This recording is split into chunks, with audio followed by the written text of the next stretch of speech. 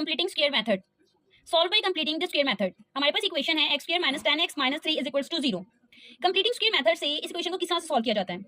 First of all हमने क्या करना है, फर्स्ट तो पहले इक्वेशन लिखी, देन आपने क्या करना है, जो आपके वेरिएबल्स वाली वैल्यू है वो इक्वल के एक साइड पे आएंगी और वेरिएबल के बगैर वाली वैल्यू दूसरी साइड पे आएंगी, ठीक है। उसके बाद आपने क्या करना है, ये जो आपके पास सेंटर में जो x की वैल्यू होगी इसको आपने हमेशा 2 से डिवाइड करना है।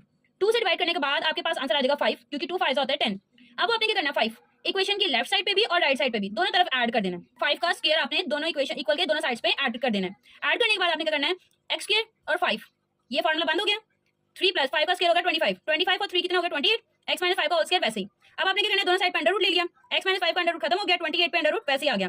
28 का क्या करना है, हमने अंडर रूट लेना है, अंडर रूट के बाद हमारे पास आंसर आएगा 2 अंडर रूट 7, ठीक है। अब हमने क्या करना है, जो माइनस 5 है ये इक्वल के दूसरी तरफ जाके प्लस हो जाएगा, देन जो आपका आंसर होगा वो प्लस माइनस 2 अंडर रूट 5, ये आपका क्या होगा आंसर। इस तरह से कंप्लीटिंग स्क्वायर मेथड से इक्वेशन को सॉल्व किया जाता है। इक्वेशन हो x square plus x minus 1 is equal to 0।